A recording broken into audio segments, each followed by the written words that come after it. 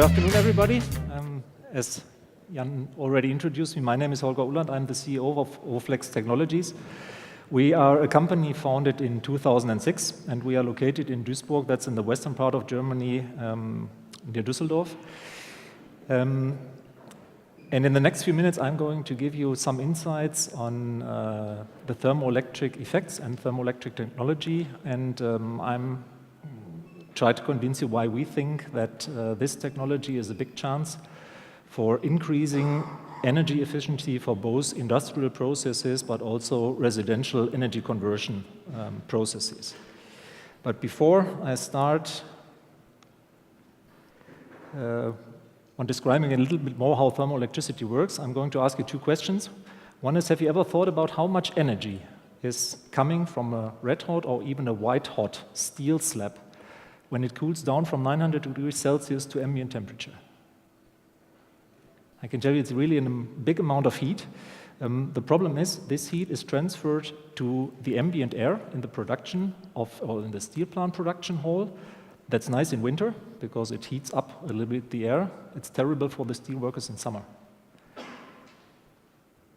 Without being a little bit naughty to the colleagues that said something about PV technology, the problem about PV in our point of view is that the sun in Germany shines only about 2,000 hours a year. So the usage of the system is also limited to 2,000 hours a year. This runs 24/7, 8,200 hours a year. And I can tell you the amount of heat that comes from one of these slabs is already more than 15% of what you need for your 4-person residential home for one winter. So 6 to 8 of these slabs, the heat that is only transferred to ambient air would be enough to heat your house for one winter. Second is, are you aware that 2/3 of the fuel energy that you put into your tank on your car is converted to heat by every passenger or commercial vehicle? 1/3 is needed to transport you from A to B. Second third goes to heat energy of the exhaust gas, and the third part goes also in form of heat to the ambient air via your motor cooling system. So now it's time for the lecture on physics and thermodynamics. You can see a thermoelectric material here. On the left-hand side, you see that the material is heated up. On the right side, it is cooled, and only by this thermodynamic laws bring an electrical current through it. So it's a little bit similar like the photovoltaic effect. It's also an effect that's in nature, so it was not invented. It was observed in the 1820s, so it's quite long. And since the middle of the 1990s, when nanotechnology moved and it was possible to bring material properties into some semiconductor devices, people it is obvious that you can increase efficiencies, you can bring down costs, and thermoelectrics is now one of the possibilities to convert heat directly into electrical power without using steam turbines and generators. So our vision is waste heat is one of the biggest sources of energy, and we want to reduce the wasting of this energy by developing and delivering world-class thermoelectric generators to turn heat into electricity directly. Let's have a look at market sizes. The number of primary energy that is consumed in worldwide, if you only put it on the big four, US, European Community, Japan, and China, is an amount of nearly 75 terawatt hours per year. That's a big number. Nobody can really imagine what that means. But let's make some quite conservative assumptions on it. What is sure is 60% of that energy is transferred into heat and more or less not used. So assumption one is only 5% of that would be usable for thermoelectric conversion to electricity. That's not too much.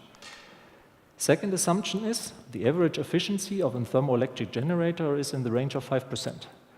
It's more or less a question of the temperature you have. The higher the temperature on the hot side is, the better the efficiency is, but 5% could be a good average and is also conservative.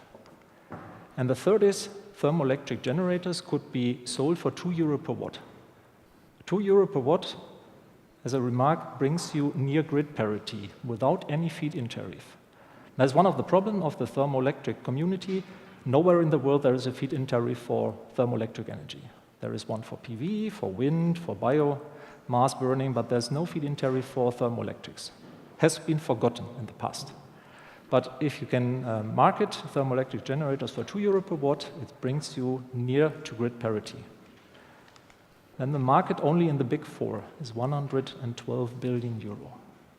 So the market is there, and I can tell you no competitor is bigger than 3 million euro turnover per year at the moment. Let's have a look at some applications. I already said something about the automotive. The main driver for the automotive guys is not only reduction in fuel, but also reduction in CO2 emission. Because what they have at the moment is 135 gram per kilometer that they have to fulfill by 2012.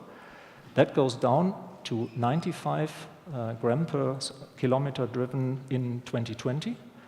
And if, for example, a company like Mercedes would have stayed for the fleet that is newly sold per year at the status of 2009, they would see a penalty in the European Union only of more than 1 billion euro per year without doing anything about it. So CO2 reduction is one of the big drivers. We spoke already about metallurgic processes. Power output could be in the range of 500 to 1,000 kilowatt. Heating system would be another interesting market. We've all heard quite frequently every winter that there are winter storms in the middle of the US, and people are forced to sit in their cold houses, not because they haven't got any wood, gas, or oil to burn, but because the heating system deserves some electricity. Electricity system broken down due to winter storms, and people sit in the cold. Why not giving grid-independent heating systems with the help of thermoelectricity? Self-sufficient sensors, I'm sure all of you have heard about an ocean. That would be also one possibility to drive it without, if there's no light available and no vibrations available. Combined heat and power systems could increase their energy efficiency. Locomotives have got the same problem that commercial vehicles have got. They are forced to reduce emissions and save fuel. So applications are there. We have got 3 generic product platforms. One would be for self-sufficient sensors in the range of microwatts to milliwatts. Second one would be for self-sufficient systems in the range of several hundred watts. The third one would be for high temperatures up to 1,000 degrees. The second platform in the middle is already now in production. The first and the third one we are developing in the year 2012. All of this has been developed and implemented in mass volume production machinery. We have got this production line in Duisburg in our plant already up and running. So it's not the problem with a lab process is working and transfer it to a big volume. The team consists out of 8 people at the moment, most of them from the technical world with a background in thermoelectricity. And thanks for your attention, and see you at O-Flexx, and I'm open for questions.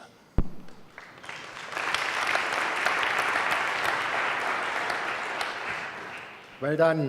There's a question. Exploring a deep geothermal project here in Berlin with the aim of generating power rather than exploiting the heat. Yeah. Have you looked at that as an application for your product? Would be an application to look at, yep. So you can make business later. That's very good.